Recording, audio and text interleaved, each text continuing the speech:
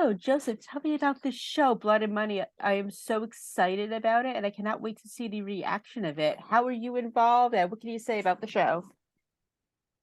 Um, I was contacted by the people at NBC that Dick Wolf was doing a kind of Law and Order concept type show, but based on real crimes, and he was looking for the real people involved.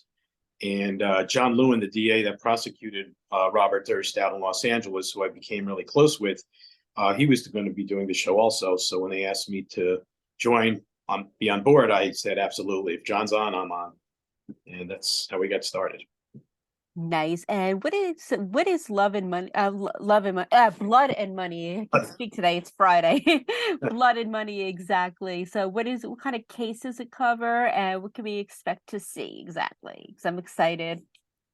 Blood and Money is the concept is basically well-to-do people who commit heinous crimes, and basically the story behind it, and the trial, and the people involved in the apprehension of these people. Nice. And is it a different case in each episode, or is it a whole season cover one episode, one case? No, each episode is a different case. Nice. And how did you pick the cases? Because I'm sure there are tons of cases that you had to choose from. So how did you choose the top ones for the season?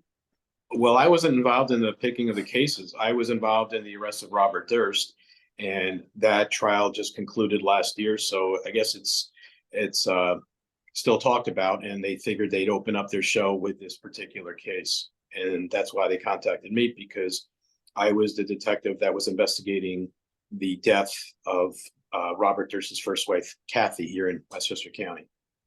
That's incredible. What was it like being involved in such a high profile case like that? I can't even imagine having to deal with that. Well, when I reopened it in the fall of 1999, I had no idea it was going to span over 20 years and, result in two other people getting murdered and everything that encompassed. I just had no idea at the time. Wow. And so since you were involved in this case and this episode, obviously, how did they choose exactly what to show in the episode, what to keep out? Because I'm sure you have like tons of information spanning over 20 years that you had to deal with. Well, I think they did a fantastic job because uh, Robert Durst is such a complex person, and the three murders he's involved in span many years, span locations all over the country, and the fact that they were able to basically do it in a 1 hour segment was pretty incredible, I have to say.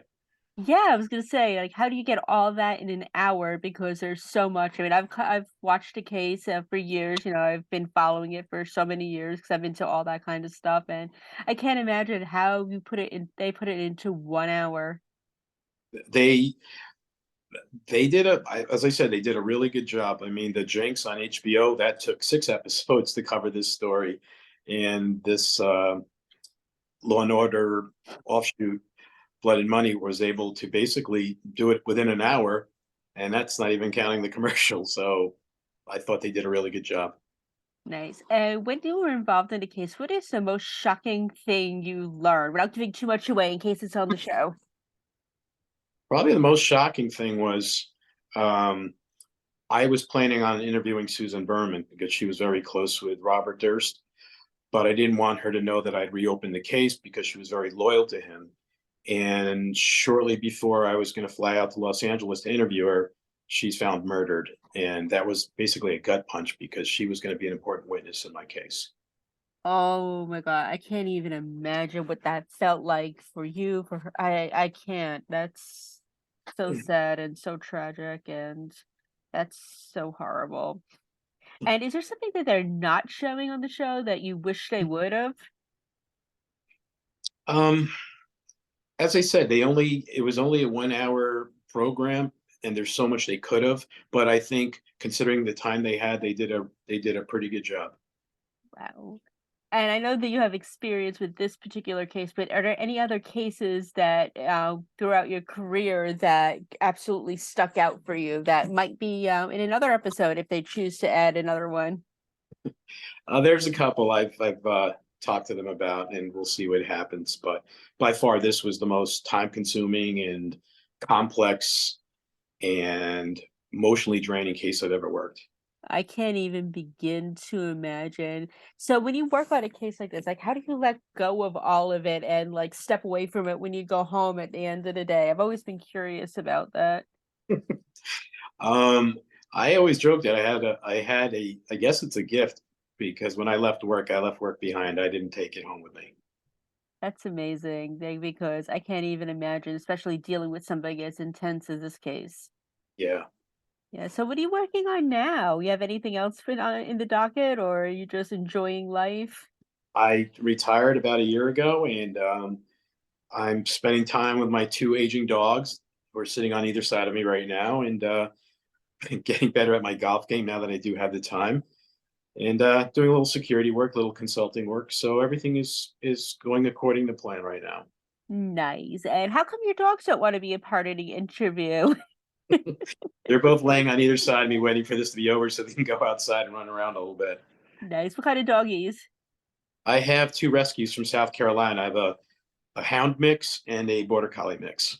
But it Beautiful. actually worked out that I retired when I did because they're both up there in age. They're about 13 each, and they're getting up there, but they still have a lot of life in them, and I'm looking forward to spending time with them. Well, they have a good dog dad right here. So I'm so proud of all you've done. I think it's commendable what you've done for this case, and I think you're absolutely amazing. Thank you so much. It's very kind. Yes. Well, I want to thank you so much for taking the time today because I think you're wonderful, and I'm really glad I got to know you. My pleasure. It was a pleasure meeting you as well. Likewise. Okay, we'll talk again soon, okay? Sounds good. You take care. You too. Bye.